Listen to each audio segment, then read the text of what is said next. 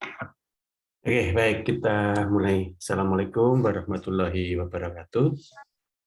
Waalaikumsalam warahmatullahi Waalaikumsalam wabarakatuh.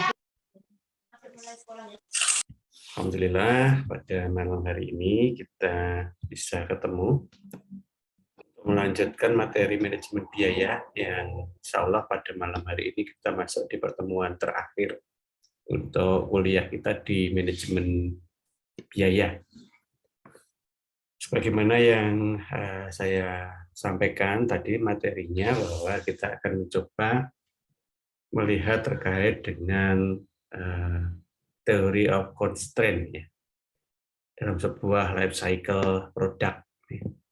Karena hal ini nanti menjadi sebuah tujuan utama suatu perusahaan ketika melakukan aktivitas usaha, yang mana juga ada relevansi logisnya dengan bagaimana kita melakukan efisiensi dan efektivitas dalam pengendalian biaya.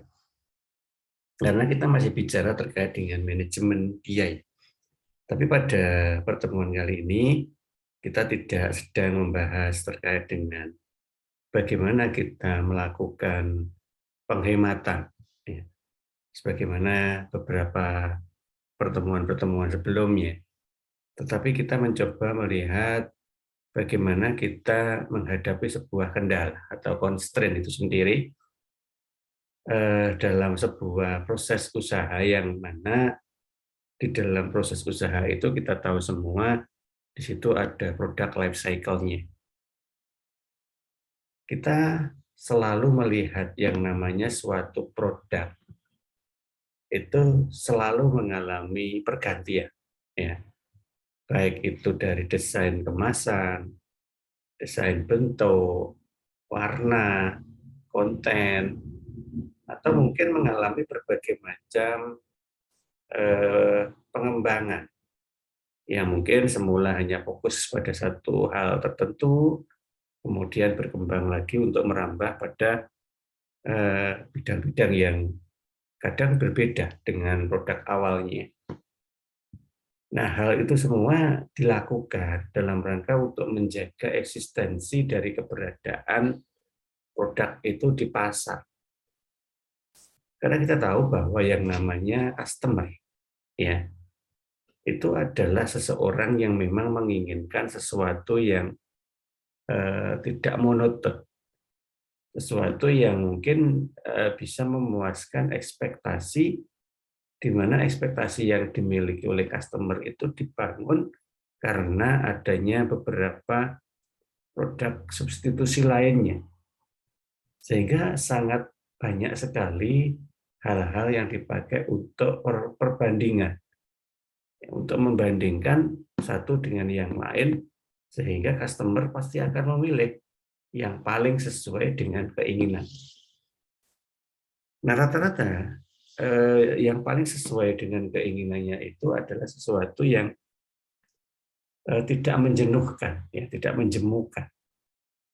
Oleh karena itulah maka ada suatu kendala klasik yang dihadapi oleh sebuah produk ketika berada di satu pasar, ya, yaitu ada yang namanya daur hidup. Suatu produk itu pasti akan mengalami fase mulai dari launching, ya, kemudian berkembang, kemudian mencapai titik puncak keemasan atau titik kulminasinya. Dan biasanya ketika sudah mencapai titik kulminasi itu, semua yang ada di jalur daur hidup produk tersebut akan merasa itu sudah titik terakhir, ya. Sehingga banyak sekali yang melupakan kuantitas maupun kualitas dalam sebuah produk tersebut. Padahal customer itu disuguhi oleh berbagai macam produk lain yang menjadi kompetitor atau substitusi dari produk yang ada. Nah, kalau itu tidak digunakan sebagai bahan untuk evaluasi, maka tiba-tiba produk itu kemudian turun. Ya, dan turunnya itu tidak seperti ketika naik. Ketika naik dari tumbuh hingga berkembang, itu biasanya lambat. Ya, lambat. Tetapi kalau turun, itu cepat sekali. Tahu-tahu produk itu sudah kehilangan banyak customer. Nah, inilah yang kita sebut dengan nama kendala klasik yang ada di dalam sebuah siklus hidup produk. Nah, oleh karena itulah maka dalam kondisi apapun kita melakukan pengendalian biaya, maka yang namanya life cycle costing, life cycle produk itu harus tetap kita pertimbangkan. Yang mana dasar untuk pertimbangannya tersebut didasari oleh teori kendala atau teori of constraint yang salah satu bentuk kendalanya saya sampaikan tadi. Nah, biasanya nanti ketika kita mengaplikasikan teori ini untuk menjaga life cycle-nya, maka yang namanya biaya itu harus disusun perencanaannya mulai dari awal, termasuk juga perencanaan ketika nanti harus mengembangkan suatu produk untuk menghindari titik kulminasi yang kemudian turun. Nah, perencanaan tersebut tidak sama dengan anggaran, ya. Karena perencanaan itu sudah membidik pada suatu jumlah biaya tertentu yang harus kita siapkan, yang mana jumlah biaya tersebut bertujuan untuk melancarkan suatu proses, ya lebih mengarah ke R&D, ya, Research and Development. Jadi mencoba mencari atau menggali potensi-potensi baru untuk pengembangan produk tersebut supaya produk itu selalu terjaga di pasar. Nah, inilah yang nanti akan menimbulkan suatu pola hitung yang mungkin lebih banyak didasari pada pengalaman masa lalu. Ya, karena ketika kita membuat proyeksi, kondisi seperti ini sulit untuk diproyeksi. Kalau kita menetapkan secara rata-rata situasi yang ada di pasar terkait dengan supply and demand produknya itu selalu bergeser, selalu berubah-ubah. Sehingga kita tidak bisa punya asumsi yang asumsi yang statis, asumsi yang tetap dalam membangun sebuah analisis proyeksi. Ya, karena bagaimanapun juga suatu proyeksi butuh asumsi yang bisa kita jaga kelangsungannya. Nah, kalau memang sulit, maka itu tidak mungkin bisa digunakan. Nah, oleh karena itulah nanti mengaplikasikan suatu metode yang kita kenal dengan istilah target costing, ya nanti ya. Nah, seperti apa kondisinya kita bahas pada pertemuan kita malam hari ini. Nah, bicara terkait dengan life cycle, seperti yang tadi sudah saya sampaikan. Suatu produk yang mengalami life cycle, otomatis juga di situ akan diikuti dengan siklus biayanya, ya life cycle dari costing. Nah, karena apa? Karena life cycle itu merupakan suatu urutan yang berulang, ya. Yang mana urutan tersebut mengandung beberapa aktivitas. Dan setiap aktivitas yang terkandung di dalamnya itu butuh biaya. Mungkin kita bisa menentukan aktivitas apa dalam sebuah life cycle tersebut. Misalkan mulai dari kita mencoba mendesain produknya hingga sampai pelayanan ke customer. Ya. Mulai dari produknya itu masih dalam rancangan sampai produk dibeli oleh customer dan kita melayani after sales. Nah, itu kita sebut life cycle. Dan di dalamnya itu kan muncul aktivitas yang membutuhkan cost, biaya. Maka kita sebut urutan aktivitas itu adalah the cost life cycle. Nah, kemudian hal itu juga ditambah dengan kejadian yang ada di penjualan atau sales. sales itu juga mempunyai life cycle, karena seperti yang tadi saya sampaikan, di mana life cycle produk itu lebih dominan dipengaruhi oleh sales life cycle. Karena disinilah fase hidup produk itu terjadi. Ya. Mungkin mulai dari ketika produk itu dikenalkan di pasar, ya, iklan, banyak sekali iklan-iklan, ya, untuk memperkenalkan suatu produk, sampai produk itu sudah tidak diminati lagi di pasar. Ya, dalam hal ini dipengaruhi oleh banyak aspek. Nah, itu menjadi satu life cycle. Nah, sehingga ketika kita bicara cost life cycle-nya dan sales life cycle-nya, itu nanti akan menjadi suatu dimensi yang saling berhubungan. Ya. Nah, karena dia berada pada suatu dimensi yang saling berhubungan, maka kita akan mencoba memposisikan di mana posisi biaya, di mana posisi kita harus melakukan suatu perubahan, di mana kita harus menemukan suatu kendala dan saat apa perlu ada penyelesaian. Nah, sehingga nanti akan terlihat di dalam siklusnya itu. Maka kita coba lihat target costing, constraint, dan life cycle costing-nya itu dalam satu rangkaian siklus. Kita mulai dari research and development. Ya. Di dalam research and development itu nanti akan menghasilkan suatu desain, suatu rencana terkait dengan produk yang akan dibentuk.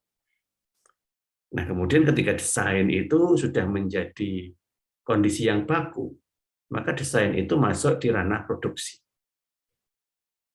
Nah, ketika barangnya sudah jadi, ya, maka hubungannya dengan marketing and distribution.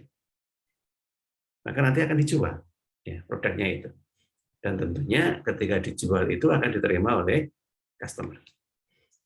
Dan customer saat ini karena memang butuh banyak backup, ya, butuh banyak dukungan, maka suatu produk itu pasti mempunyai yang namanya customer service, ya, pelayanan terhadap customer. Karena bagaimanapun juga kita harus tetap memperhatikan produk itu ketika sudah di tangan customer. Supaya apa?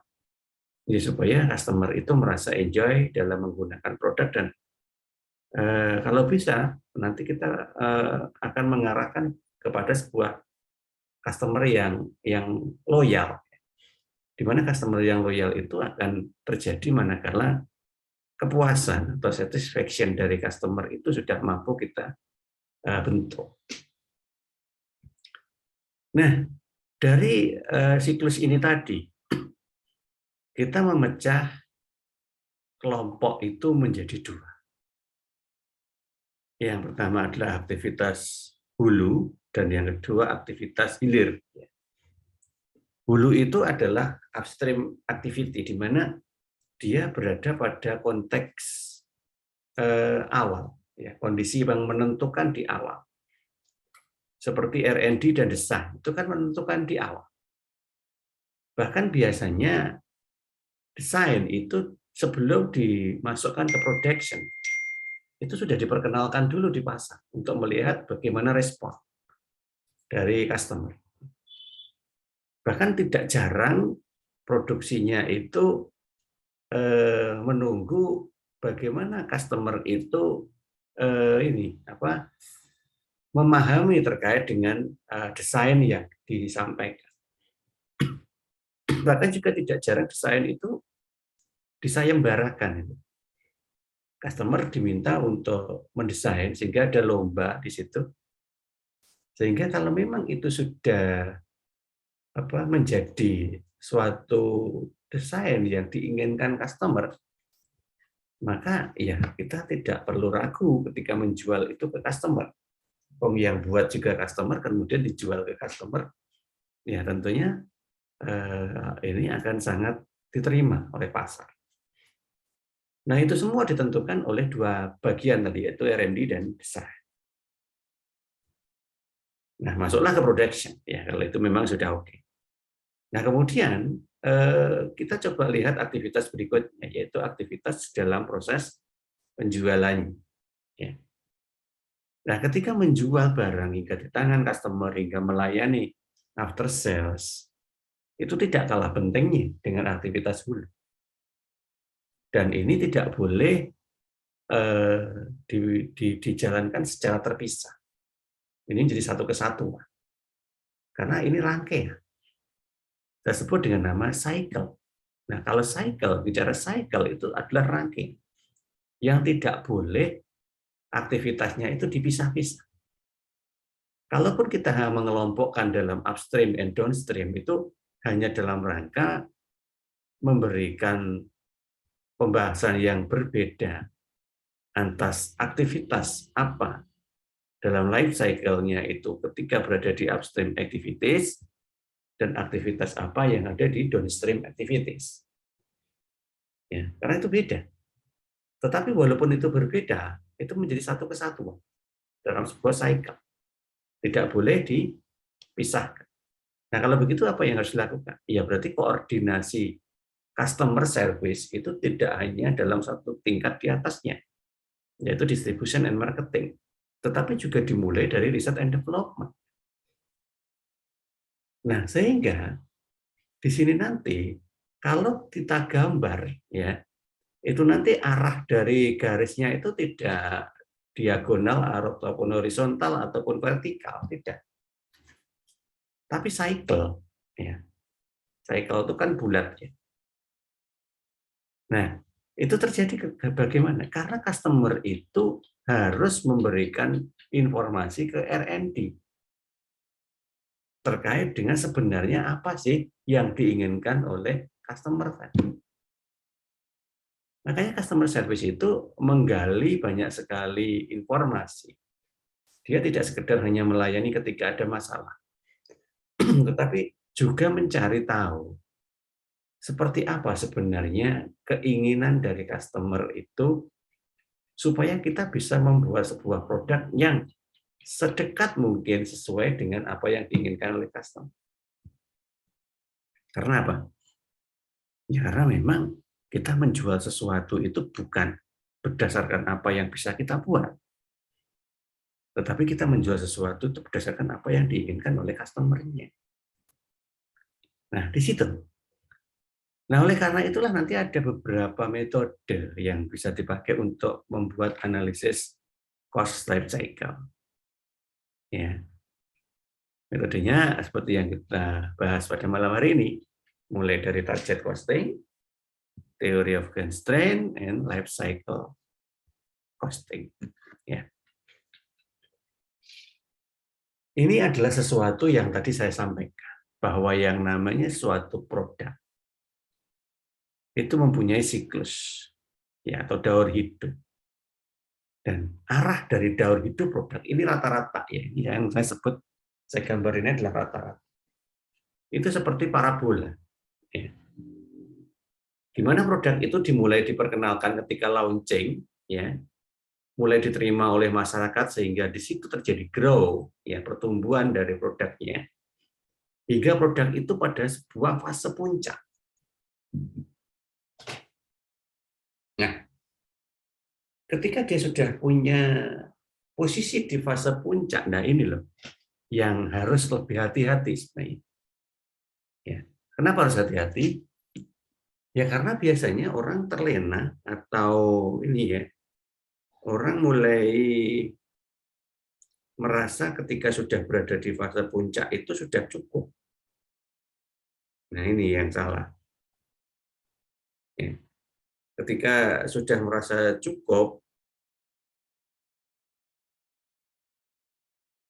itu artinya kita tidak lagi mencoba untuk memahami apa yang diinginkan oleh customer. Ya. Karena sudah merasa cukup tadi. Ya sudahlah, oh gitu aja sudah diterima oleh customer. Ya sudahlah, oh gitu aja sudah laku, gitu kan. Ya. Kalau sudah merasa gitu aja sudah laku, ya maka ya selesai. Kenapa? Ya karena sudah tidak ada lagi semangat untuk mengembangkan produk. Sering toh kita itu melihat ya apa ya misalkan ya rumah makan atau warung atau kafe atau apalah yang ketika customer-nya itu sudah banyak gitu ya. Kemudian sales-nya atau penjualannya atau pelayanannya, servisnya itu asal-asalan gitu. Mulai mengurangi kuantitas, mulai mengurangi kualitas. Nah, di sini yang bahaya. Kenapa? Rata-rata mereka itu tidak menyadari bahwa di luar sana itu banyak kompetitor. Nah, dia merasa, oh, customer wis akeh, ya. Customer saya udah banyak. Sehingga gini aja udah laku. Nah, sehingga kita bisa katakan dalam sebuah teori marketing itu bahwa kondisi produk di masa puncak atau maturity ya, maturity itu produk itu dalam fase yang paling utama, paling matang ya. Produknya itu sudah apa namanya sangat dikenal orang. Disinilah biasanya orang terlena. Ya, sudah tidak lagi berpikir terkait dengan kuantitas dan kualitas. Nah, kalau sudah terjadi seperti itu, maka yang terjadi apa? Decline, ya, akan terjadi penurunan. Orang atau customer itu mulai jenuh. Ya, skor ngono-ngono aja. Nggak ada yang menarik, nggak ada yang bisa dibanggakan, nggak ada yang karena tipikal manusia itu kan mencari sesuatu yang baru. Dan di luar sana itu banyak sekali menawarkan orang apa barang-barang yang baru. Akhirnya dalam posisi maturity ini seharusnya kita itu segera membuat produk itu menjadi baru. Supaya apa? Ya supaya customer itu mendapatkan sesuatu yang menarik gitu ya. Karena ada keterbaruan. Sehingga belum sampai mengalami masa decline di posisi maturity ini dia terus berada di posisi ini terus. Jadi grafiknya itu mendatar gitu ya. Syukur kalau nanti naik ya. Syukur kalau naik. Nah, itu. Nah, disinilah posisi penting kita berpikir terkait dengan ini. Ya. Yang pertama, jelas kita harus menyadari bahwa dalam sebuah siklus produk ini ada masa di mana produk kita akan turun. Dan itu sudah hukum alam. Ya. Nah, oleh karena itu kita mencoba ya melawan apa istilahnya ya, melawan takdir gitu ya. Dengan membentuk suatu kondisi di mana pada posisi produk itu di fase maturity, dia itu terus berada di posisi itu terus dalam waktu yang lama. Ya. Caranya apa? Ya tadi caranya. Kita harus mampu memenuhi ekspektasi dari customer-nya. Customer-nya pengen apa? Terus penuhi ekspektasi-ekspektasinya. Maka akan berada di maturity dalam posisi yang lama. Bahkan mungkin kita tidak menganggap itu di masa maturity. Ya. Kita menganggap itu tetap di masa grow. Ya, kita belum maturity kok, kita masih grow. Gitu ya. Maka itu terus mengalami kenaikan nanti ya. Karena kita masih berada di fase grow. Nah, rata-rata seseorang itu akan menjadi pertanda kalau akan mengalami decline ketika dia sudah merasa di fase maturity. Sudah mapan. Orang ketika sudah merasa dirinya itu mapan, ya, itu sebenarnya adalah sebuah pertanda bahwa dia akan mengalami fase kemunduran. Tetapi ketika orang itu tetap berada atau menganggap dirinya itu di fase grow, ya maka dia akan terus mengalami peningkatan. Karena apa? Karena ketika dia menganggap di fase grow, maka dia terus mengalami ini R&D research and design dan pengembangan produknya itu terus. Mungkin bisa kita kembangkan produk yang lama itu untuk lebih menarik lagi, atau kalau sudah habis eh, apa namanya rencana pengembangan atas produk yang lama, maka kita lahirkan atau kita munculkan produk baru. Ya, yang mana produk baru itu nanti menjadi substitusi produk yang lama tetapi lebih hebat lagi. Nah, seperti itu fase yang terjadi. Ya. Nah, sehingga kalau kita nanti kembali lagi ke tadi ya, cycle ini tadi, metode target costing yang kita pakai ya untuk mengendalikan yang namanya life cycle tadi, itu kita munculkan di sini ya, di posisi desain. Ya, di posisi desain. Jadi kita memberikan sebuah penganggaran biaya yang mungkin dalam jumlah yang besar, itu justru di sini. Orang kadang kan membesarkannya itu ada di production dan distribution. Ya, karena orang masih menganggap di fase inilah ujung tombak dari penjualan. Ya, sebenarnya tidak. Ya, sebenarnya tidak. Ketika ini berada di fase distribution, produk itu sudah jadi kok. Jadi nggak ada yang menarik gitu ya. Menariknya suatu produk itu ketika dia belum jadi, ketika masih masa desain. Mungkin dimunculin siluetnya tok gitu ya, siluet produk kret gitu. Jadi menumbuhkan rasa penasaran di customer. Ya. Kan sering toh itu dilakukan misalkan kayak produk kendaraan gitu ya, sepeda motor, mobil. Itu kan sering melakukan seperti itu ya. Atau kita membuat iklan buta ya. Iklan buta itu adalah sebuah iklan yang tidak menampakkan produk yang diiklankan. Sehingga kadang orang itu bingung, emang iklan apa? Itu mau ngasih iklan apa sih? Nah, orang jadi ada ketertarikan untuk mencari tahu karena iklan buta tadi. Nah, ketika orang mencari tahu, maka ada upaya yang dilakukan oleh customer itu dan disitulah letak dari promosi yang sebenarnya. Karena promosi yang sebenarnya itu bukan ketika kita itu mendeskripsikan produk yang sudah jadi.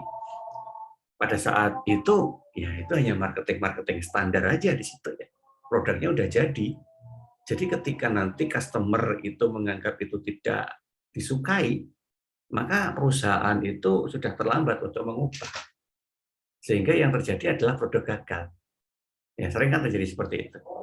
Makanya sebenarnya tidak ada di sini posisinya, tetapi di sini, di desain. Sehingga target costing ditaruhlah di situ. Untuk apa? Digunakan untuk mengelola biaya, terutama dalam aktivitas desain. Ya, jadi jangan sampai kemudian ya itu masih desain aja, kemudian kalau ngelimit itu habis-habisan itu ya. Di limit habis oh, cuman masih desain loh, nggak usah dipikir jauh-jauh. Seperti ada gambarnya terus jadi gambarnya opo gitu loh kan. Nggak boleh begitu. Justru ketika masih digambar itulah fleksibilitas dalam penetapan model itu sangat tinggi. Ya sampai kalau perlu yang namanya customer itu ini ya sangat penasaran sekali terkait dengan model. Saking penasarannya kadang customer itu kemudian nebak-nebak sendiri, bikin gambar-gambar sendiri gitu. Kan banyak itu seperti contohnya di ini ya perangkat komunikasi kayak handphone gitu. Kalau kalian mengikuti beberapa berita terkait dengan sebuah launching sebuah handphone baru gitu, misalkan begitu ya. Handphone itu kan banyak banget mereknya. Fitur-fiturnya juga gitu-gitu aja. Nah, sekarang apa daya tarik dari sebuah handphone itu ketika menjual sesuatu yang baru? Selain ya itu hanya handphone baru gitu ya. Ya tentunya kan harus ada daya tarik. Supaya apa? Supaya membedakan merek A, merek B, merek C itu adalah sebuah grade. Ya. Kan kita mengenal, nggak semua handphone itu berada di grade yang sama. Ada handphone yang grade-nya bawah, menengah, flagship, kelas atas, dengan harga yang tentunya sangat berbeda. Nah kalau itu hanya dipikir sama-sama sebuah handphone, loh kenapa ada orang yang mau beli handphone seharga 30 juta? Padahal ada loh handphone, ya sama handphonenya, harganya cuma 3 juta. Ya. Kenapa ada orang yang mau beli handphone 10 kali lipat harganya? Nah, karena disinilah kemampuan dari perusahaan itu untuk mempengaruhi satisfaction dari seorang customer, bahkan satisfaction-nya itu dimunculkan sebelum customer itu punya barang yang mau dijual. Bayangkan sampai sejauh itu, sehingga piye carane seorang marketer ya itu bisa mengubah orang yang sebelumnya itu tidak menginginkan hal itu, kemudian berubah menjadi membutuhkan hal itu. Nah, oleh karena itulah maka di tahap desain inilah kuncinya. Desain memunculkan siluet-siluet yang ya membuat orang penasaran, sehingga ya butuh sekali banyak perubahan di dalam desain produk yang ada di aktivitas desain. Sehingga target costing perusahaan itu nanti menentukan sebesar berapakah biaya yang harus dikeluarkan supaya kita bisa berkompetisi di pasar. Karena bisa atau tidak kompetisi di pasar itu akan terlihat seberapa jauh customer itu penasaran pada rencana desain produk yang kita launching. Nah, kita sudah mulai bisa membaca dari situ. Ya. Oleh karena itu biasanya memang di situ dibebani biaya yang tinggi. Nah, oleh karena itulah maka di dalam sebuah target costing, ya, walaupun tadi disampaikan bahwa ada sebuah alokasi biaya yang besar di dalamnya, tapi bukan berarti kita mengalokasikan sembarangan. Nah, ya. Jadi tolong apa yang saya sampaikan tadi jangan dipahami begitu saja. Walaupun kita mengalokasikan biaya yang besar di situ, tapi kita tidak bisa mengalokasikan itu sembarang, semaunya. Atau mungkin tidak terbatas, usah butuh mobil tak cukup, tidak. Tidak seperti itu. Di dalam target costing itu, ya, kita mempercayakan bahwa ada alokasi yang besar. Karena apa? Karena di dalam target costing itu membutuhkan sebuah strategi. Strategi dalam mengendalikan biaya sehingga biaya itu nanti berdampak pada produktivitas. Ya, sehingga di situ ada sinkronisasi antara potensi produktivitas yang akan terjadi dengan jumlah biaya yang kita keluar. Nah, tadi kan saya sampaikan bahwa ketika kita mencoba untuk memberikan informasi terkait dengan siluet desain, maka disitulah kita mengamati seberapa tinggi tingkat ketertarikan seorang customer itu pada produk.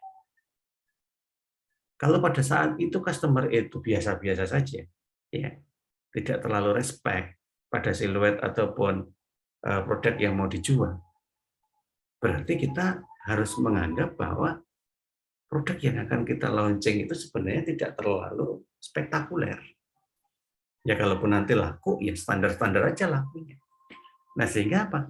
Jangan sampai di situ kemudian kita terlalu berekspektasi tinggi dengan memberikan biaya yang besar. Ya, disinilah yang kita sebut dengan nama improfit, hubungan organisasi dan pekerja. Organisasi tetap membuat strategi, pekerja melakukan aktivitasnya, yang mana strategi yang dibuat dan aktivitas yang dilakukan oleh pekerja itu nanti dijembatani atau dipengaruhi oleh biaya yang dibebankan. Semakin tinggi respect yang mungkin dimunculkan dari hasil kinerja para pekerja tersebut, maka organisasi semakin banyak mensupport kebutuhan dana. Dan sebaliknya. Nah, disinilah potensinya. Sehingga bisa saja nanti ketika desain itu ternyata kok tidak ada respect dari customer atau dari calon-calon customer, maka kita harus melakukan redesign, ya. Redesigning. Ya. Kita akan mengubah kembali, menyesuaikan lagi desain produk yang sudah kita bentuk. Kenapa? Karena tidak direspon. Ya biasanya tidak diresponnya itu kan muncul juga ada beberapa argumen, ada beberapa masukan, ya. Oh, harusnya begini, harusnya begitu. Kita tangkap semuanya masukan-masukan itu, kemudian kita coba buat dalam sebuah gambar desain. Nah, disinilah kemudian kan membutuhkan lagi biaya tambahan, ya. Supaya apa? Supaya redesainnya itu berjalan lancar. Nah, oleh karena itulah maka nanti dalam implementasi target costing itu ada beberapa hal yang harus kita lakukan. Yang pertama, pasti kita menentukan harga pasar dulu. Ya, tapi ingat ya, kita menentukan harga pasar itu setelah kita yakin bahwa desain yang kita launching tadi itu benar-benar ada respon positif dari customer. Ya. Kalau responnya negatif, ya kita harus redesign, harus dibuat ulang. Nah, kalau memang responnya sudah positif, barulah kita bicara terkait harga pasar. Harga pasar itu sama dengan harga jual. Ya.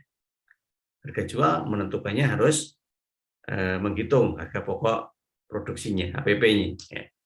Sehingga nanti kita baru bisa menentukan harga jual. Nah, kemudian kalau harga jual sudah ditentukan, tentunya di situ kita juga sudah menentukan harga laba yang kita inginkan. Kenapa? Sebab ketika kita menghitung HPP tadi kan secara langsung kita sudah bisa melihat posisi titik impas atau break even point dari barang yang kita akan jual itu berdasarkan total biaya yang dikeluarkan untuk per unit barangnya. Nah, total biaya yang dikeluarkan per unit barang itu adalah posisi di mana harga itu berada pada titik impas, ya. Atau disebut BEP itu ya, break even point. Nah, kemudian di situ kita masukin laba. Ketika kita masukkan laba, maka nanti harga pada titik impas ditambah dengan laba itu akan menjadi harga jual. Tentunya harga jual yang tidak jauh beda dengan produk kompetitor sejenis. Nah, di situ. Nah, ketika laba sudah ditentukan, maka kemudian kita menghitung target costing pada harga pasar. Ya. Di mana target costing itu sebenarnya ya hampir sama dengan posisi impas yang kita hitung tadi. Ya, jadi target costing itu hampir sama dengan posisi impas. Atau kalau kita sulit untuk memahami target costing, ya anggaplah bahwa target costing itu adalah sebuah perencanaan alokasi biaya hingga pada suatu titik impas dari unit barang yang mau dijual. Nah, di situ ya. Nah, kemudian ketika berada pada sebuah titik impas dan kita sudah bisa memperkirakan berapa laba yang akan kita inginkan, maka dengan serta-merta kita sudah bisa menentukan harga jualnya. Nah, tapi kita mulai berpikir, apakah kita tidak bermaksud untuk mengubah harga jual itu dalam rangka memberikan ketertarikan pada customer, misalkan dalam bentuk diskon. Ya, karena mendengar istilah diskon gitu aja sudah mengubah image-nya customer loh, yang semula tidak ingin beli jadi pengen beli. Nah, tapi sekarang bagaimana supaya diskon itu tidak sampai mengurangi laba kita? Karena tadi kan kita sudah melihat dalam posisi titik impas. Titik impas kan titik di mana jumlah biaya yang dikeluarkan itu sama ya dengan harga yang kita tetapkan. Berarti kalau nanti kita turunkan lagi, berarti kita rugi dong. Karena total biayanya tidak tercukupi dari titik impasnya. Nah, oleh karena itulah maka kita menggunakan yang namanya rekayasa nilai supaya kita mampu mengurangi biaya produk. Ya misalkan apa? Ya sudah, nggak usah dikasih ya, handphone itu ya, nggak usah dikasih kabel charging dan kepala chargingnya. Nah, misalkan begitu. Kan ada itu ya, merek handphone yang bergambar buah-buahan yang tidak ada kepala charging dan kabel chargingnya. Kenapa?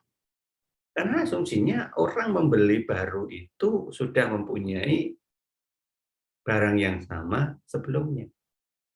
Ya, karena mayoritas orang membeli itu karena dia sudah pernah merasakan produk yang serupa yang dibuat sebelum, sehingga karena ada kepuasan maka kemudian dia membeli ulang produk yang lebih baru. Nah, karena posisinya itu dibuat sama, maka kenapa kita harus memberikan sesuatu yang sama itu berulang-ulang? Ya, sehingga itu dipakai sebagai cara untuk mengurangi biaya produk. Dengan harga yang sama, ya, dengan biaya yang kita kurangi, maka otomatis labanya kan akan semakin besar. Nah, di situ. Tetapi jangan lupa bahwa kita tetap harus menjaga mutu dan pelayan. Supaya apa? Supaya produk itu terus mengalami grow tadi, fase grow. Nah, karena kita sudah berinisiatif untuk membawa produk itu berada di masa grow terus, maka alokasi biaya yang kita pakai untuk segala aktivitasnya, kita menggunakan metode yang namanya Kaizen costing. Apa itu Kaizen? Ya, Kaizen itu adalah suatu pembebanan biaya yang terjadi secara berulang-ulang ya dengan kondisi yang konsisten. Ya, jadi tidak kok kemudian ya sudah dibebani, kemudian cukup nggak cukup, tolong dicukup-cukupkan, kemudian besok lagi terjadi perbedaan paradigma, perbedaan metode, pembebanannya nanti berubah. Nah, kalau seperti itu nanti malah membingungkan strategi awalnya.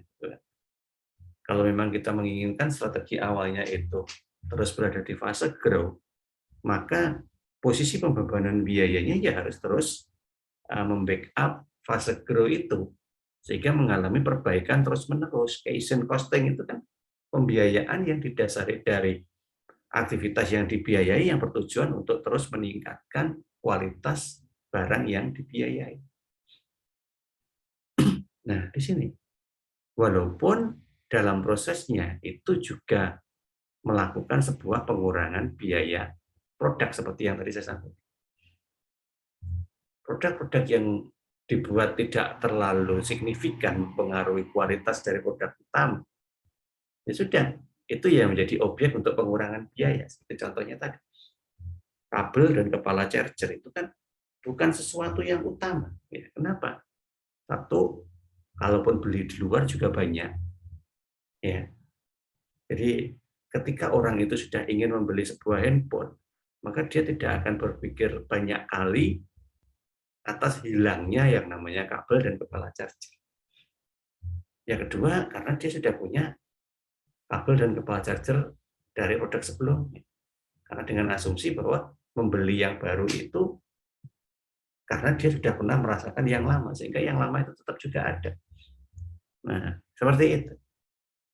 Nah, itulah yang kita sebut dengan potensi pengurangan biaya. Nah, di mana pengurangan biaya itu dalam bahasa akuntansi itu bisa disebut dengan nama value engineering atau rekayasa nilai. Nah, tapi jangan sampai mengurangi itu dengan cara yang asal ya. Sehingga berdampak pada pengurangan kualitas ataupun kuantitas. Ayo sampai kayak bakul apa ya, bakul pecel. Nah, bakul pecel itu kan kalau sudah laris biasanya kan berubah gitu. Yang dulu itu ramah, pecelnya itu sayurnya banyak, sambelnya banyak, nasinya banyak, lauknya banyak. Ketika sudah laris, maka yang banyak-banyak itu menjadi berkurang. Itulah yang saya sebut pengurangan kuantitas. Nggak cukup hanya mengurangi kuantitas, sedikit nggak apa-apa, rasanya podo. Kadang itu rasanya berubah. Sambelnya sudah kayak nggak kayak dulu. Ya, sayur yang digunakan juga sudah berubah. Kalau dulu itu sayur-sayur yang banyak disukai orang, yang sekarang sayurnya asal. Ya. Semua yang dianggap daun dijadikan sayur. Nah, inilah suatu kondisi yang terjadi dalam sebuah rekayasa nilai, ya, itu dilakukan secara sembarangan, tidak menggunakan dasar keilmuan apapun, ya hanya sak karpe dewe, gitu ya. Asumsinya apa? Caranya biayanya untuk membuat bendanya itu berkurang, tetapi saya menjual dengan harga yang tetap tinggi, gitu ya. Karena sudah banyak customer yang suka dengan ini. Ya ingat, kalau melakukan seperti itu berarti kita sudah merasa kita ada di titik puncak tadi ya. Ya, kita sudah berada pada posisi yang mapan tadi. Ya, padahal ketika kita sudah merasa mapan itu adalah titik awal kita akan menjadi turun. Nah, itu yang nggak boleh dilakukan. Nah, sehingga value engineering yang dilakukan dalam target costing itu dengan cara menganalisis trade off. Ya, analisis trade off, perbandingan ya. Ya, membandingkan antara jenis dan level yang berbeda dalam fungsional produk. Atau kita juga membandingkan terhadap biaya produk total. Ya tadi kembali lagi ke handphone itu. Maka kita tidak kemudian serta-merta mengurangi biaya sehingga kualitas dan kuantitas handphonenya itu menjadi berkurang. Tapi kita coba lihat, ini ada handphone 30 juta. Ya, tetapi di sana juga ada handphone yang ya hampir sama dalam sisi manapun harganya cuma 3 juta. Kenapa kok itu bisa 3 juta? Kenapa kok saya harus 30 juta? Nah, kalau memang kita ingin membangun segmentasi-segmentasi yang lebih luas, maka kita tidak boleh hanya berada pada satu titik segmentasi aja. Tapi lebih baik kita mencoba membagi beberapa kelas dari segmentasi dalam beberapa grade. Ya, oke lah, ada grade flagship, grade premium. Tetapi tidak semua orang itu premium atau flagship. Ya, ada yang pengen itu tetapi daya belinya di bawah flagship. Maka kita akan buat produk substitusi yang lain yang berada di bawah flagship tetapi dengan kemampuan dan kualitas yang sama dengan produk flagship. Ya. Kita buat itu, mana yang kita turunin? Ya, mungkin kita mengurangi satu fitur yang tidak terlalu penting. Tetapi kita tetap mempertahankan fitur lain yang dianggap penting. Itulah yang kita sebut trade off, ya, atau pertukaran. Nah, kemudian kita juga menganalisis berdasarkan biaya total. Gimana kalau misalkan kita mengurangi beberapa fitur tadi, pengaruhnya terhadap biaya produksi. Oh, ternyata biaya produksi bisa kita turunkan. Oke. Dengan mengurangi fitur yang tidak terlalu penting, tetapi kita mampu menurunkan biaya produksi sehingga harga jual kita bisa kasih selisih yang signifikan, maka orang akan tertarik. Kenapa? Karena orang akan mendapatkan produk yang hampir mirip dengan flagship, tetapi dengan harga yang jauh di bawah flagship. Ya, karena kita mampu untuk membuat analisis biaya produk total. Nah, hal tersebut biasanya dilakukan kapan? Nah, ini di fase production dan fase distribution. Karena kenapa kok dilakukan di situ? Ya tadi saya kembalikan ke penjelasan saya yang awal bahwa kendala atau hambatan atau tantangan itu biasanya sudah kita sadari di sini, di level ini. Ya, di level production. Oh, ternyata apa yang kita rencanakan dalam desain tadi membutuhkan biaya tambahan di sisi production. Oh, ternyata gara-gara membuat production dalam beberapa jenis, maka mekanisme marketing dan distribusinya itu beda. Ya, maka di situ muncul kendala. Nah, kalau kendala di sini itu tidak bisa kita hadapi, maka ketika barang itu nyampe ke customer itu juga tidak ada lagi sesuatu yang menarik. Kita sudah kehabisan energi untuk menyelesaikan kendala yang ada di sini. Nah, oleh karena itulah supaya kendala demi kendala itu bisa kita coba selesaikan, maka the theory of constraint itu biasanya masuk di dua fase ini, fase produksi dan distribusi. Apa tujuannya? Theory of constraint itu memfokuskan perhatian manajer pada kendala atau ya ini pemborosan biaya yang memperlambat proses produksi. Ketika tadi didesain itu sudah sangat direspon orang, tetapi ternyata ada kendala di tahap produksi dan kita lama di situ, maka orang akan lupa gitu loh ya. Karena kita tidak boleh memberikan launching produk itu dalam jangka yang sangat lama dengan iklan butanya. Orang udah lupa, sudah kehilangan apa ya? Kehilangan semangat untuk lebih jauh mengetahui produk yang diiklankan secara siluet tadi. Ya kenapa? Ya karena di dalam produksinya lama, karena terjadi perlambatan, di mana perlambatan itu disebabkan karena ada suatu penggunaan biaya yang tidak konsisten sehingga menjadikan pemborosan yang terjadi di situ. Sehingga perhatian manajer nanti harus fokus ke suatu kendala yang ada. Sehingga TOC itu mengarahkan perhatian manajer pada bagaimana kecepatan bahan baku dan komponen yang dibeli itu untuk diproses menjadi sebuah produk akhir yang diserahkan ke pelanggan. Nah ini, jangan sampai di tahapan itu kemudian kita kehabisan waktu gara-gara menyelesaikan banyak kendala.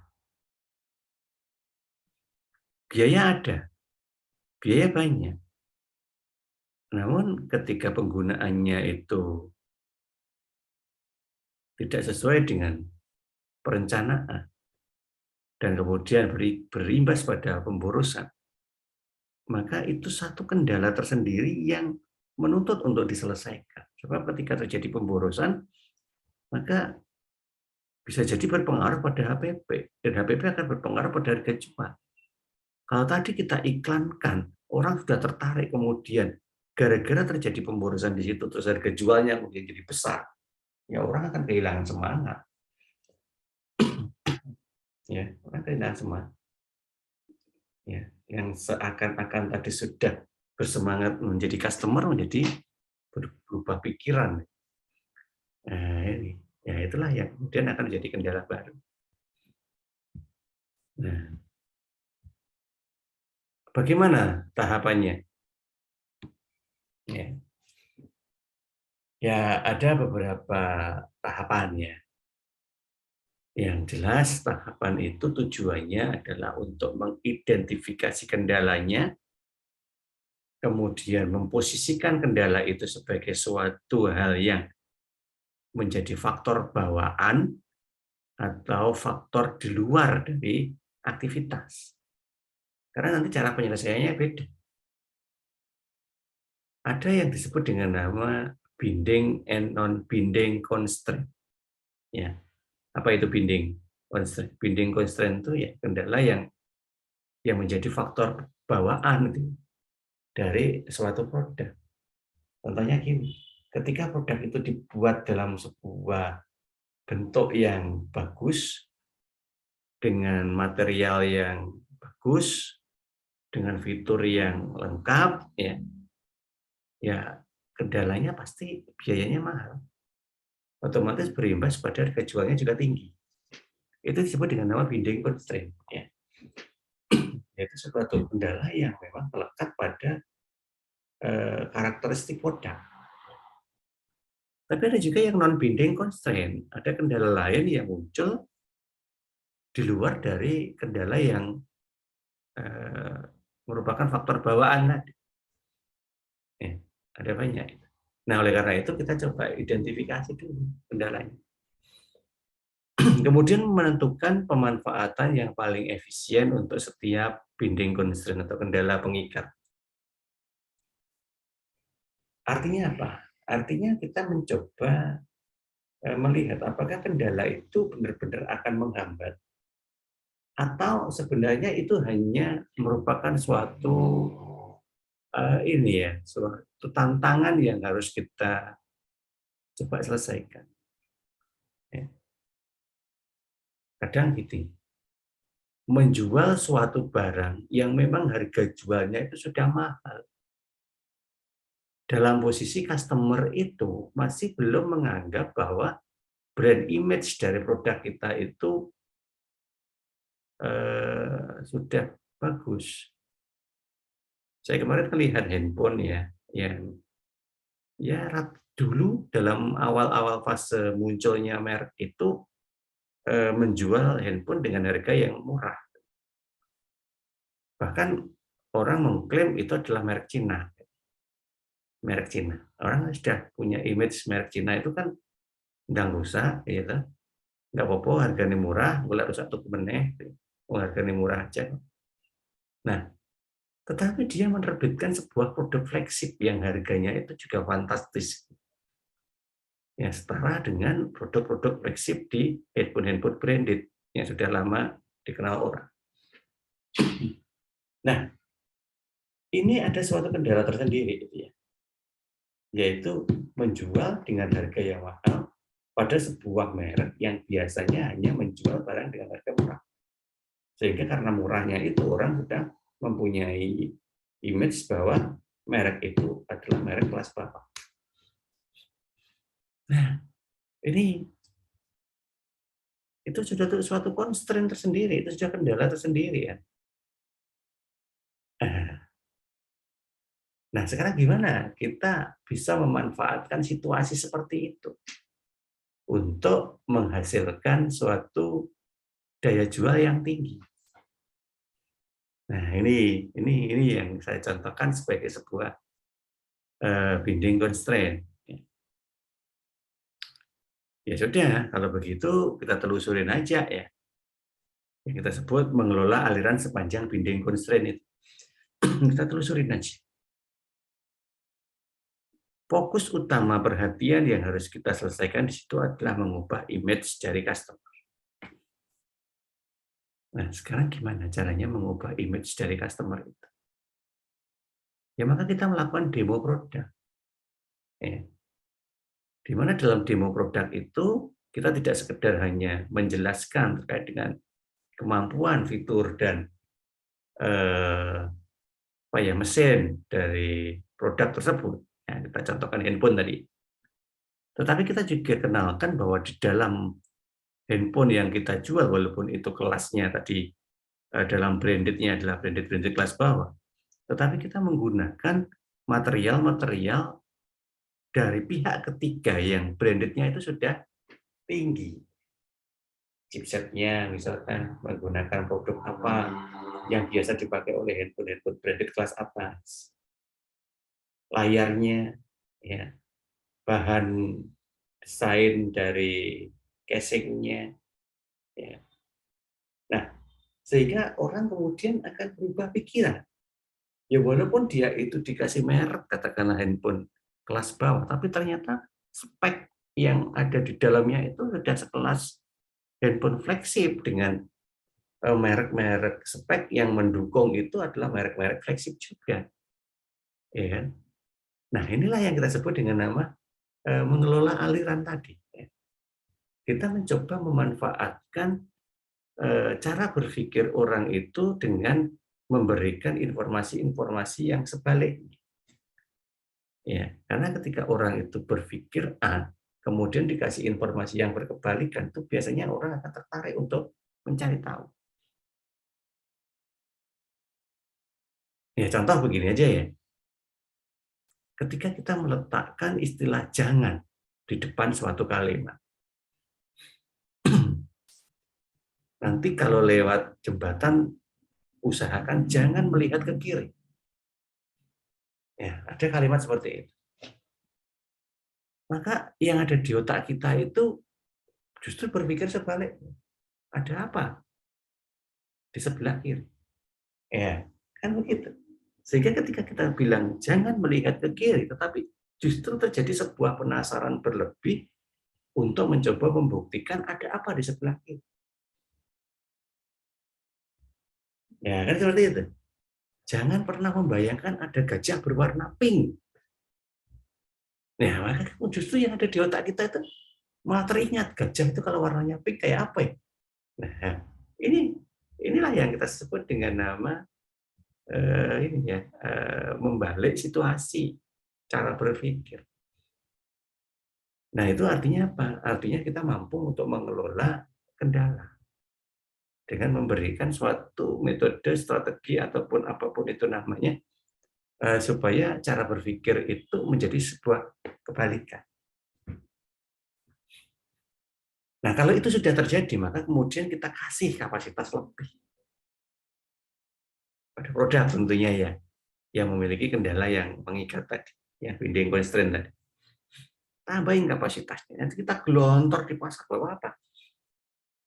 Biar orang tahu bahwa ternyata produk itu banyak yang beli, gitu loh, laris gitu. Ya biasa kan, suatu penjualan itu kalau laris itu kan orang yang semula tidak tahu pun kemudian tertarik gara-gara larisnya itu. Nah, pada saat itu sudah terjadi berarti apa? Customer itu sudah mulai mencari informasi. Nah, itulah saatnya kita menangkap perhatian customer dengan cara apa? Redesign. Ya, kita redesign, munculin lagi siluet baru, siluet baru, gitu. Ya, kemudian ketika orang itu sudah tertarik pada apa yang kita akan jual barusan, kemudian kita munculkan siluet-siluet baru yang menarik perhatian lebih. Ini aja belum terjawab, diberikan lagi ya gambaran-gambaran siluet baru ya. Itulah sebuah proses redesign. Ya.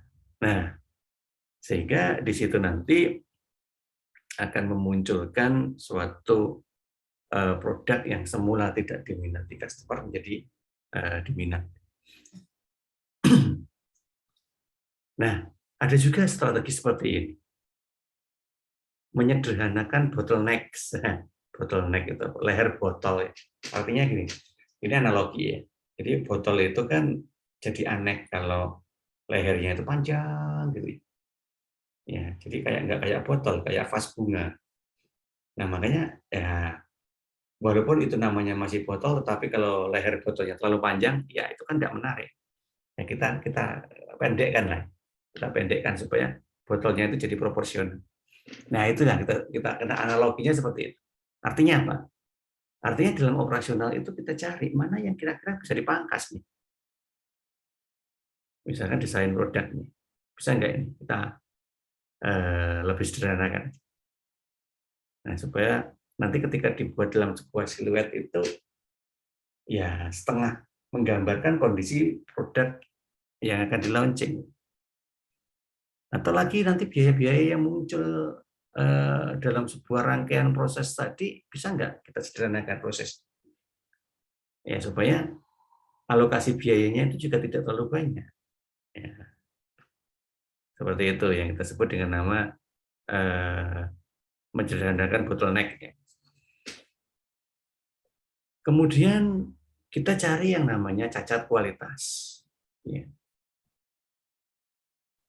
Kita jadikan cacat kualitas itu menjadi sebuah cara untuk masuk dalam perhatian pada customer. Ya. Banyak sekali kasus-kasus yang namanya menarik kembali produk dari pasar ya. Recall. Ya. Kendaraan biasanya seperti itu.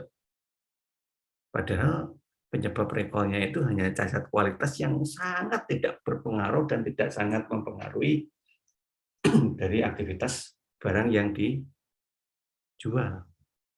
Ya, misalnya seperti tapi bukan masalah itu tujuannya untuk recalling produknya tadi, tetapi justru untuk marketing baru supaya customer itu merasa diperhatikan.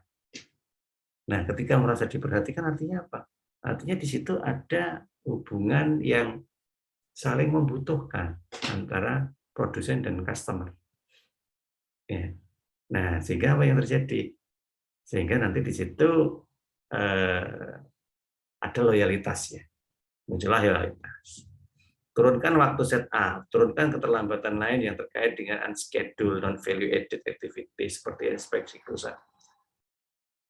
Nah, artinya apa? Kita menjaga supaya sedikit mungkin mengurangi kesalahan. Sedikit mungkin mengurangi suatu proses yang terlalu panjang, yang berbelit-belit. Nah, pangkasin semua birokrasi-birokrasi yang tidak perlu. Nah, misalkan seperti itu. Karena apa? Selain mengurangi waktu, itu juga mengurangi biaya.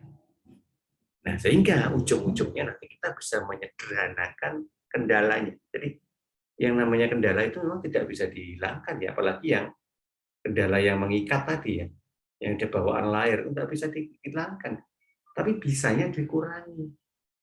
Sehingga ketika itu mampu dikurangi, bisa kita tutup, maka seolah-olah kendala itu tidak muncul. Ya, sehingga tidak akan mengurangi fungsi dari operasi. Nah, itu ketika kita bicara terkait dengan teori of constraint. Nah, di dalam teori of constraint itu ada suatu metode yang disebut dengan nama DBR system. Drum Buffer Rope System. Ya. Ya, nggak usah diterjemahkan per kata ya. Kalau diterjemahkan per kata itu nanti jadi aneh. Rope itu tali, ya. Buffer itu yang menghambat, ya. Drum itu kaleng, ya. Piye itu sana. Enggak begitu caranya ya. Ya, ya kita menggunakan istilah itu, kita memakai fungsinya. Sehingga kita bisa menganggap bahwa DPR merupakan suatu sistem untuk menyeimbangkan aliran produksi melalui kendala yang mengikat, menyeimbangkan aliran produksi dari kendalanya tadi. Sehingga bisa mengurangi jumlah persediaan pada kendala dan meningkatkan produktivitas secara keseluruhan. Ya, seperti tadi, membalik cara berpikir. Nah, dengan cara itulah maka kita bisa mengurangi yang namanya kendala. Nah, kalau kendala bisa dikurangi, maka akan terjadi keseimbangan aliran produksi. Contohnya seperti ini. Anggaplah produksi itu melewati beberapa kali proses. Mulai dari raw materialnya, bahan bakunya. Bahan baku itu melewati proses pertama, masuk ke proses kedua, masuk proses ketiga, ya. Nah, setelah selesai di proses ketiga belum selesai. Nah, ada suatu kegiatan dalam melihat apakah sampai dengan proses ketiga aktivitas tersebut itu masih seimbang ya dengan ketersediaan bahan yang ada di inventory-nya, di persediaan. Karena apa? Karena bertujuan untuk melihat seberapa lama nanti waktu yang perlu kita lakukan di proses ketiga itu untuk dibuat di proses keempat dan proses kelima. Sebab nanti kalau di sini, di inventory-nya ini, ya, itu sudah menipis, ya, kemudian kita tetap paksakan lanjut, maka sampai finishes guard, barang jadi, raw materialnya itu belum terpenuhi lagi, sehingga proses akan terhenti. Ya, proses akan terhenti. Kenapa?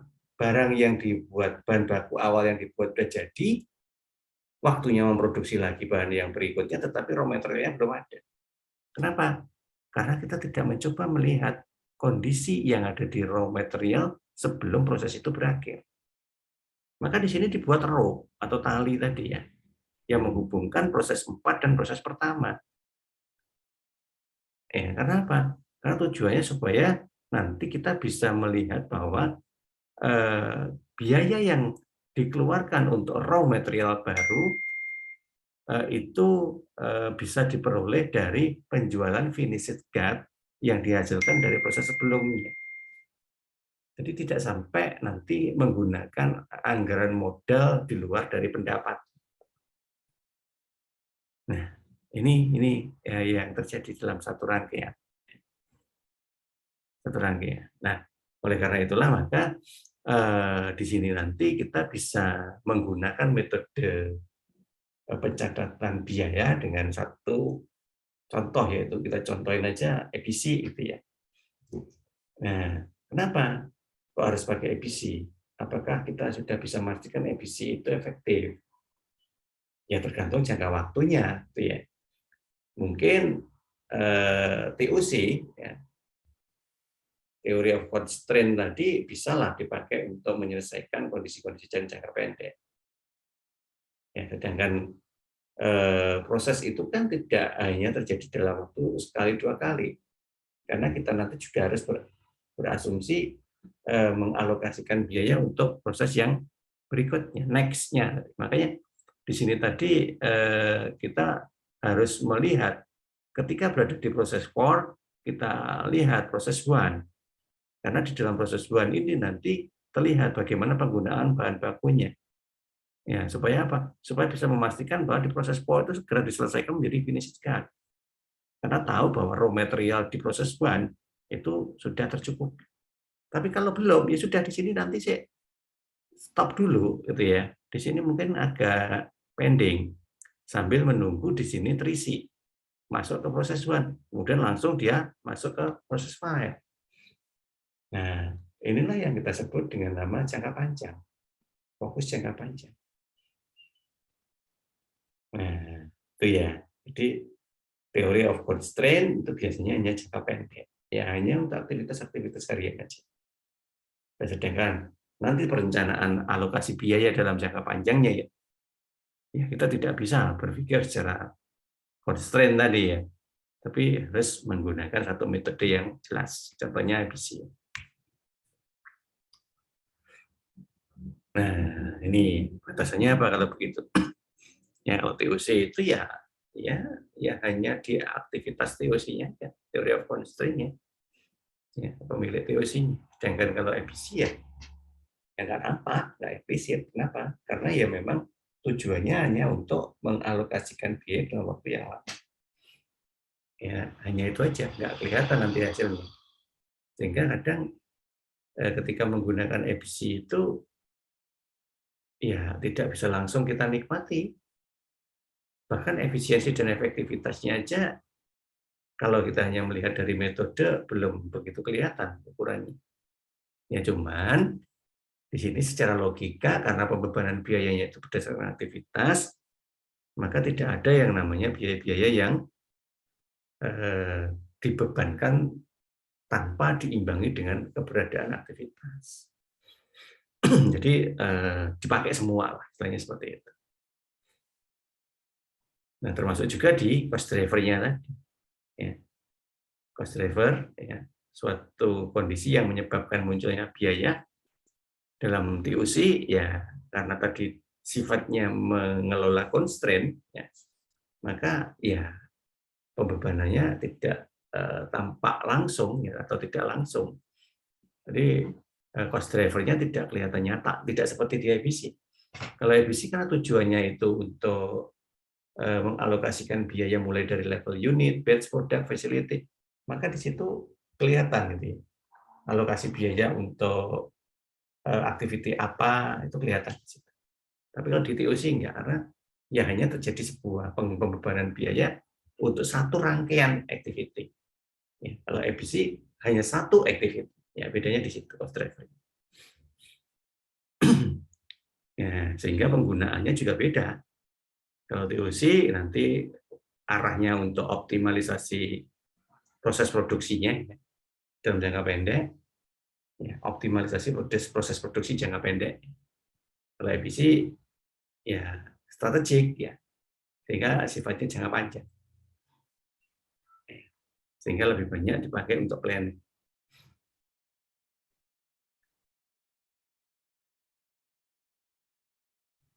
Nah, sehingga ya conclusion-nya, ya, simpulannya dalam satu rangkaian life cycle tadi, cost life cycle tadi, dalam kelompok upstream dan downstream tadi, maka ini ya, ini menjadi satu rangkaian.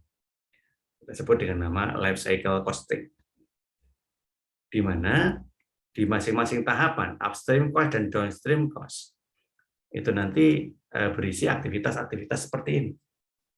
Misalkan di R&D, ya, research and development, di desain itu juga mengarah ke prototype, testing, ya, dan seterusnya. Kemudian di manufacturing-nya, itu mulai dari purchasing-nya, direct manufacturing-nya, ya, indirect-nya, ya, biaya langsung dan biaya tidak langsung. Nah, itu ada di manufacturing yang biasanya nanti masuk di HPP. Kemudian downstream-nya itu ya market, service, dan warranty. Ya, ini kelompoknya seperti itu dari ini masing-masing. Dan itu menjadi satu rangkaian yang tidak bisa terpisahkan, ya, karena itu menjadi satu kesatuan dalam sebuah life cycle. Nah, sehingga kita harus bisa memberikan sebuah masukan di masing-masing tahap tadi. Supaya apa? Ya, supaya ada perbaikan. Contohnya seperti ini, misalkan di tahap desain. Apa sebuah kunci sukses di tahap desain supaya nanti bisa diminati oleh customer? Misal tadi, ketika kita membuat siluet, ya, itu jangkanya tidak terlalu lama dengan keberadaan produk yang beneran,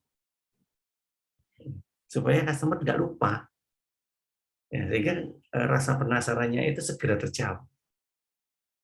Nah, itu yang pertama di tahap desain.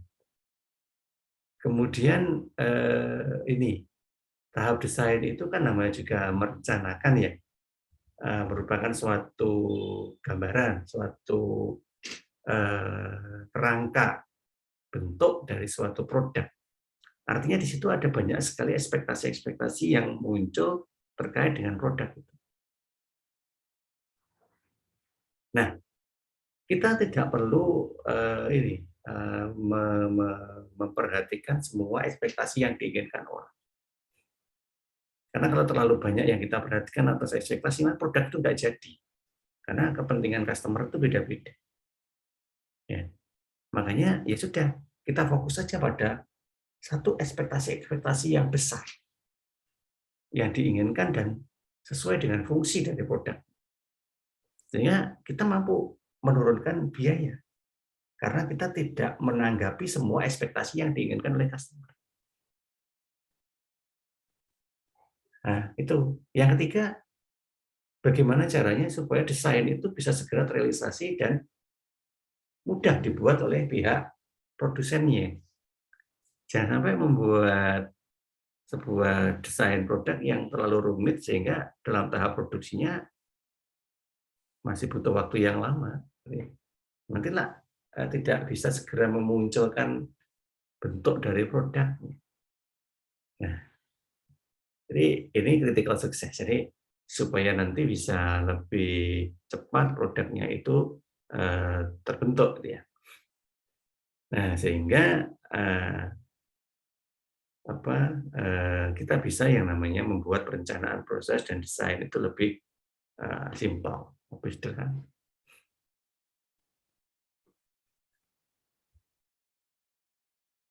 Nah, contohnya ini, ya. Ini sedikit agak melebar, ya. Ya, karena kita membahas di sisi produk desain. Ya. Desain itu kan ada 4 metode sebenarnya. Ya. Kalau kita ambil dari beberapa referensi, mulai dari dasarnya, basicnya, menjadi sebuah prototype, prototype menjadi template, template itu sudah kayak pola baku gitu, ya.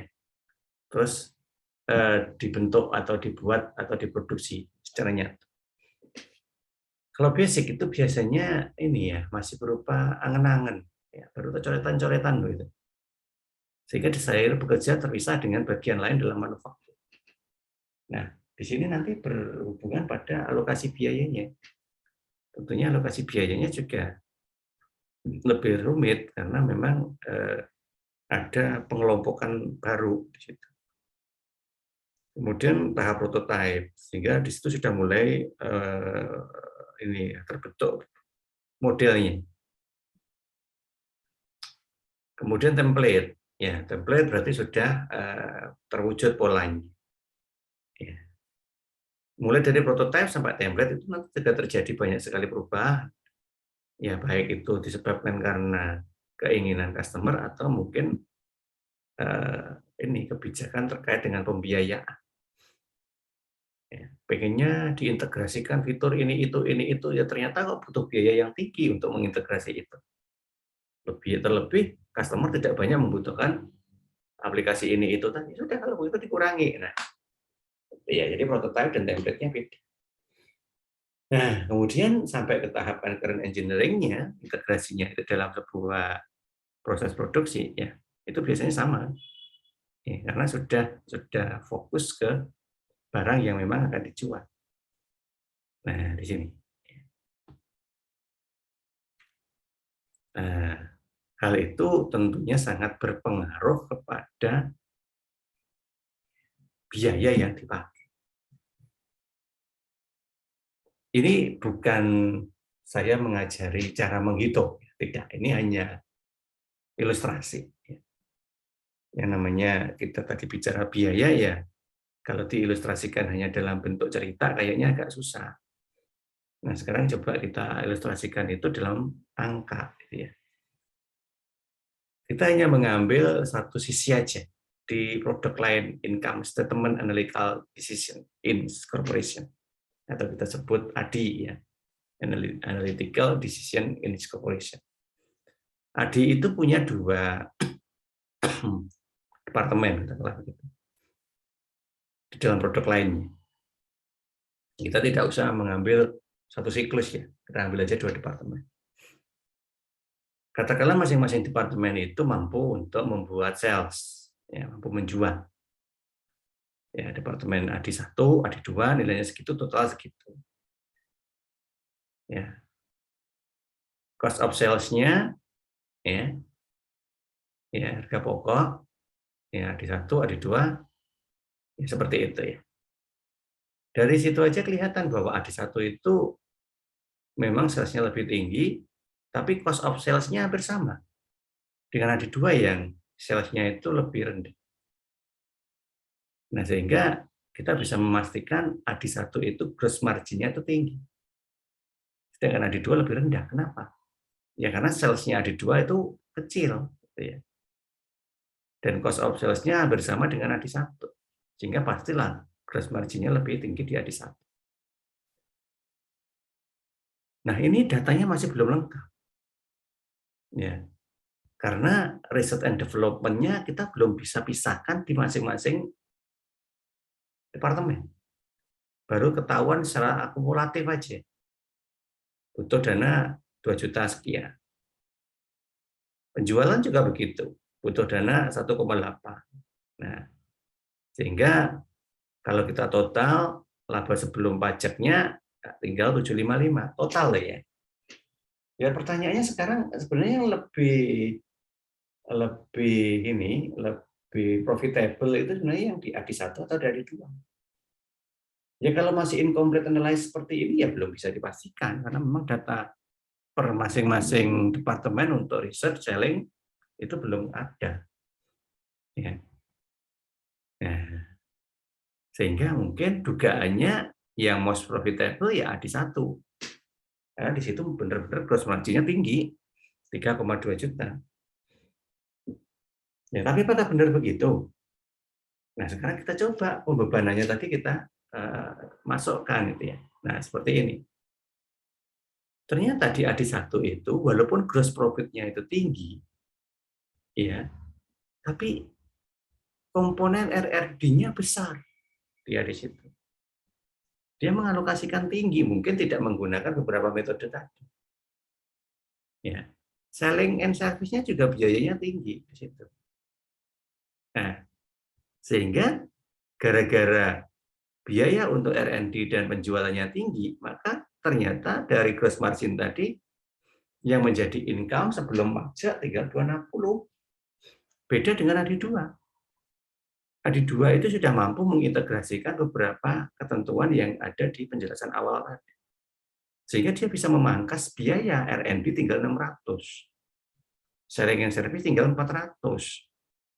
Sehingga income before tax-nya walaupun gross margin-nya tadi kecil, tetapi karena dia mampu untuk mengalokasikan R&D dan selling tadi lebih rendah, maka dia mampu menghasilkan laba kotor yang tinggi. Jadi lebih tinggi daripada laba kotornya AD1, walaupun gross margin-nya besar, gitu ya. Nah, ini sehingga kita bisa mengatakan AD2 itu most profitable di sini, lebih menguntungkan. Ya. Nah, inilah suatu contoh bahwa walaupun mungkin dalam sales dana HPP itu mampu kita kendalikan, dan mungkin ini belum mampu kita kendalikan, tetapi bukan berarti kemudian labanya pasti bisa ditentukan, belum tentu. Karena pengendalian yang paling utama itu sebenarnya ada di sini. Ya, research and development dan selling and service. Bagaimana caranya itu bisa serendah mungkin. Nah, kita memang belum berbicara sampai dengan contoh-contoh cara yang bisa kita pakai ya. Karena itu kasuistis. Ya, tapi setidaknya kita punya gambaran bahwa di dalam pengendalian biaya itu tidak bisa kita hanya melihat pada satu sisi ya, dalam melakukan proses pengendalian, tetapi harus secara komplit. Nilais pun juga begitu, kita nggak akan bisa menemukan atau mungkin kita menebak pada suatu jawaban yang salah ketika data nilainya itu belum komplit. Ya makanya kita kompletin dulu. Ya, sehingga dengan komplitnya nilais, komplitnya data, maka akan berimbas pada komplitnya nilais. Nah, jadi inilah suatu penjelasan yang memberikan sebuah dasar pertimbangan berdasarkan dari life cycle produk, kemudian constraint yang terjadi, ya, dan berimbas pada life cycle cost. Nah, seperti itu untuk informasi dalam membebankan suatu biaya dalam sebuah siklus hidup produk. Oke, mungkin sampai di sini dulu untuk pembahasan kita di target costing, theory of constraint, dan life cycle costing. Silakan kalau ada yang mau ditanyakan.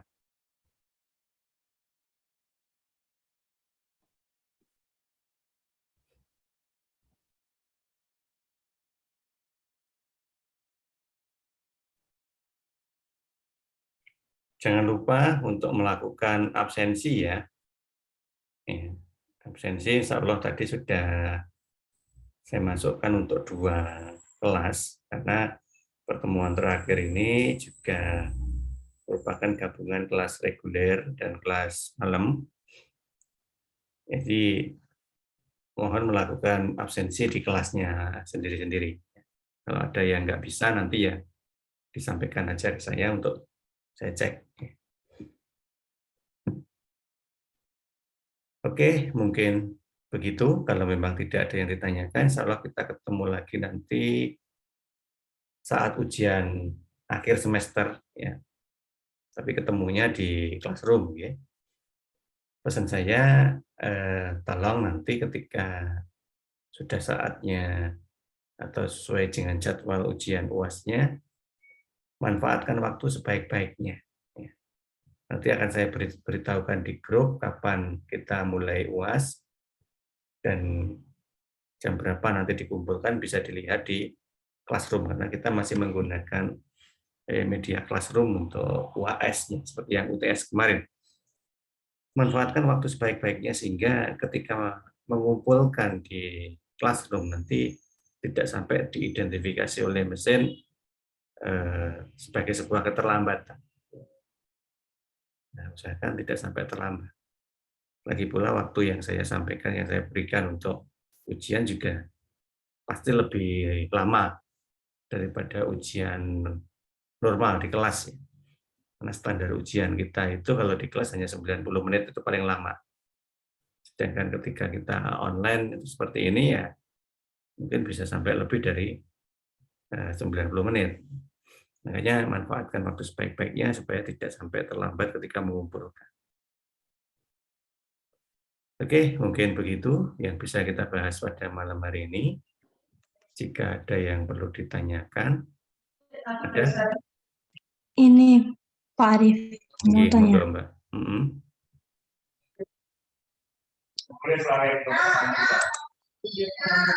Izinkan saya bertanya, Pak Arif. Saya Vinsa Monggo. Jayatri.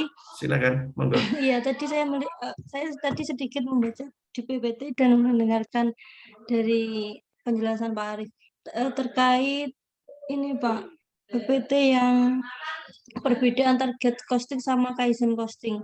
Kalau Kaizen costing tadi itu untuk perbaikan atas aktivitas yang terjadi pada proses produksi ya Pak? Kaizen. Nah, ini ya. Ya. Kaizen itu adalah sebuah paradigma. Ya. Jadi Kaizen itu sebenarnya bukan metode. Ya, kalau metode itu artinya benar-benar bisa diaplikasikan karena mempunyai sebuah pola. Tapi Kaizen itu tidak ada polanya. Karena Kaizen itu hanya sebuah paradigma. Paradigma yang dipakai untuk menjaga konsistensi dari suatu proses. Nah, di sini kita masukkan Kaizen itu di dalam sebuah costing.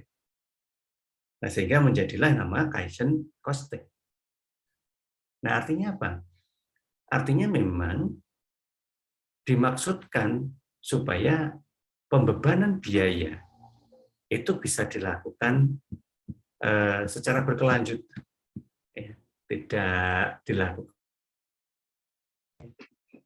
continuous improvement. Continuous improvement itu apa sih? Nah, ini terputus ya tadi ya.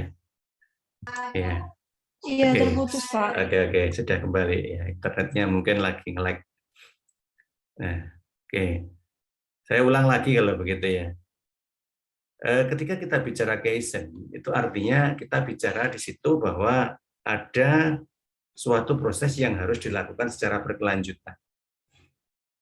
Nah, proses itu kita posisikan di biaya atau di costing, pembebanan biaya. Sehingga pembebanan biaya itu dilakukan secara berkelanjutan. Tujuannya apa? Tujuannya supaya terjadi sebuah continuous improvement. Karena memang Kaizen itu arahnya untuk menghasilkan continuous improvement, perbaikan yang terus-menerus. Nah, sekarang posisi Kaizen costing itu ditaruh di mana? Nah, kebetulan memang di sini itu saya berikan informasi menggunakan Kaizen costing dalam rangka untuk pengendalian operasional. Operasional itu tentunya adalah alokasi biaya untuk aktivitas operasional, baik itu operasional rutin maupun operasional yang sifatnya untuk pengembangan. Ya. Nah, disinilah kemudian kita harus bisa menentukan apa saja sih sebenarnya yang perlu diberikan atau perlu direncanakan untuk sebuah aktivitas operasional itu. Nah, tentunya aktivitas operasional yang mana? Karena ini tadi kita batasi, ya kita batasi pada sebuah siklus produk ini, ya. Maka siklus produk yang kita maksudkan dengan menggunakan Kaizen itu ada di tahap desain. Ya, kita hanya batasi di sini. Nah, tapi kalau dipakai di tempat lain boleh nggak? Tadi Mbak Venisa menyampaikan, apakah itu dipakai di proses produksi? Apakah bisa? Bisa. Sangat bisa. Karena tadi paradigma, saya sebut paradigma. Paradigma itu bisa ditaruh di manapun, itu bukan metode. Paradigmanya adalah Kaizen costing, metodenya adalah target costing. Nah, target costing inilah yang kita jadikan metode. Sehingga kalau kita hanya bicara di Kaizen costing, mau ditaruh di lini manapun dalam sebuah siklus biaya ini, itu bisa. R&D bisa, desain bisa, production, market distribution, customer, bisa semuanya.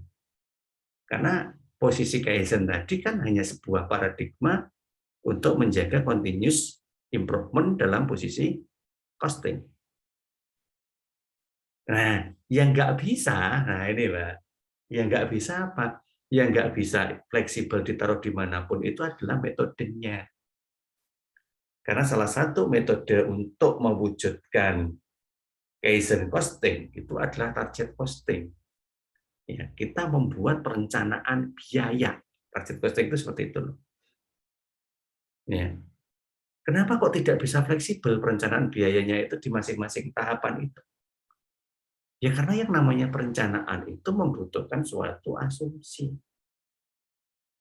Membutuhkan suatu mekanisme yang mana asumsi dan mekanisme itu harus bisa dipastikan di awal. Kalau itu sudah tidak bisa dipastikan di awal, maka percuma. Karena apa?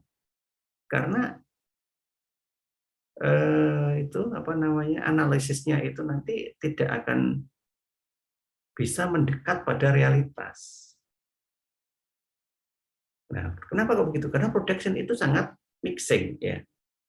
Dia sangat kompleks isinya. Kadang menentukan HPP aja pengakuan bannya itu beda-beda antara satu dengan yang lain. Marketing, distribution apalagi, dia sudah harus melakukan improvisasi dengan customer. Dan tidak bisa direncanakan karena kita tidak bisa menebak perilaku customer. Apalagi customer service yang memang ya harapannya itu tidak ada yang namanya pelayanan sesuatu yang negatif. Dan itu tidak bisa diasumsikan. Tetapi kalau di tahap desain, kita bisa memberikan sebuah ilustrasi bahwa di situ nanti kita mau membentuk pola seperti apa. Didasari dari asumsi semua masukan yang diberikan oleh customer seperti apa. Itu kan ada semua. Kemudian didasari lagi dengan potensi biaya yang mampu kita alokasikan di posisi itu. Itu juga ada datanya. Nah, kalaupun nanti perlu ada asumsi, maka asumsinya adalah asumsi berdasarkan kebutuhan yang diinginkan oleh customer. Dan itu kan sudah terwakili dengan itu tadi ya, komentar-komentar secara langsung ketika kita siluetkan produknya. Nah, sehingga target costing itu adalah sebuah metode yang bisa kita terapkan di sini. Dan memang harus di sini. Kenapa? Ya selain tadi di tempat lain memang tidak mempunyai asumsi yang baku, selain itu juga karena desain itu masih di tahapan hilir, di tahapan awal setelah research and development. Research and development itu perlu ketidakpastian, namanya juga riset ya. Pasti dia akan trial error begitu terus. Sehingga kita tidak bisa pastikan di situ. Tapi ketika sudah menghasilkan suatu pola dari trial error-nya, maka itu sudah bisa diasumsikan bahwa desainnya itu sudah mulai tertata. Sehingga posisi target costing kita taruh di situ. Nah, sekarang Kaizen costing yang mungkin bisa ditaruh di tempat lain itu pakai metode apa? Ya contohnya tadi, TOC, Theory of Constraint. Ya, seperti yang tadi saya jelaskan, di mana posisi pembebanan TOC. Nah, ini tujuannya ya jangka pendek, pembebanannya di mana? Nah, tadi. Nah, ini ya. Optimalisasi arus produksi dan produk mix jangka pendek. Nah, penggunaan utamanya sehingga di mana posisi TOC? Posisi TOC berada di ini production. Bisa di situ. Selain TOC juga bisa pakai yang namanya ABC. Kalau TOC dipakai untuk jangka pendek, kalau ABC dipakai untuk jangka panjang, semuanya bisa dilakukan di production. Nah, TOC maupun ABC itu juga metode yang mana itu turunan dari sebuah paradigma yang kita sebut dengan nama Kaizen costing. Nah, jadi posisinya seperti itu. Kalau kita bicara Kaizen ya. Jadi harus kita tempatkan dulu status dari istilah tersebut supaya bisa kita pakai untuk pembeda apa maksudnya dan fungsinya. Oke, itu kira-kira Mbak Finisha. Ada yang perlu ditanyakan lagi? Iya, Pak. Oke, monggo. Yang lain mungkin ada yang mau disampaikan.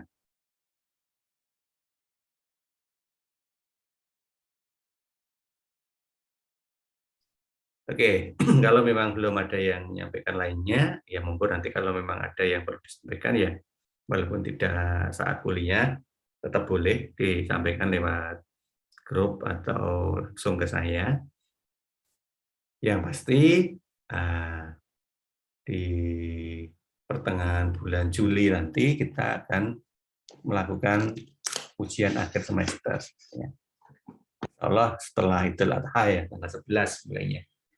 Tapi saya belum mendapatkan jadwal, sehingga saya belum bisa menyampaikan kapan mata kuliah kita jadwal untuk ujian akhirnya. Ya. Nanti saya coba konfirmasi dulu. Kalau memang menggunakan metode perkuliahan, ya mungkin ya yang kelas malam nanti kita ubah di hari Sabtu atau Ahad gitu ya, supaya bisa fresh. Karena kalau malam-malam mengerjakan itu kesannya kok sudah capek gitu ya. Nanti kita ubah aja yang kelas malam di hari Sabtu atau Ahad. Yang kita nggak tahu nanti tanggal berapa, bisa 16 atau 17 itu. Ya. Dan yang kelas reguler ya mungkin masih tetap di jam kuliahnya. Karena yang kelas reguler kan harusnya hari Kamis pagi ya, jam 8. Ya, nanti disiapkan aja sekitar hari-hari itu. Materi yang kita pakai adalah materi setelah UTS kemarin ya, sampai hari ini ya. Di mana kita sudah pernah menjalani UTS sehingga pola soal yang digunakan untuk ujian manajemen biaya ya nggak jauh beda dengan pola yang kita pakai untuk UTS kemarin. Penilaian pun juga sama, ya, caranya juga sama, tetapi ini nanti akan menghasilkan sebuah nilai akhir. UTS, UAS, aktivitas, tugas itu akan menjadi satu rangkaian nilai yang nanti akan berakumulasi pada nilai akhir. Sehingga nilai manajemen biaya kalian itu bukan dari UTS-nya, bukan dari UAS-nya, tapi akumulasi dari 4 hal tadi. Salah satunya juga absen, makanya tolong absensinya itu cek lagi. Mungkin ada kalanya kalian masuk tapi lupa absen sehingga di absen dihitung tidak masuk, atau karena memang absen kita pakai mesin, pakai sintik, mungkin aja ada error trouble di mesinnya. Ya, nanti pembetulannya secara manual saja lewat saya. Yang penting ketika kalian menyampaikan saya masuk ya masuk beneran gitu ya. Karena saya juga tidak akan hafal kalaupun kalian motor masuk dalam posisi sebenarnya tidak masuk, saya juga tidak akan ngerti gitu. Ya, itulah. Yang penting kita jaga dulu aja kejujurannya. Oke, mungkin begitu yang bisa kita bahas pada malam hari ini. Semoga bermanfaat. Insya Allah kita ketemu lagi di saat UAS atau mungkin di kesempatan lain. Ya, semoga bermanfaat. Kita akhiri. Assalamualaikum warahmatullahi wabarakatuh. Waalaikumsalam. Waalaikumsalam.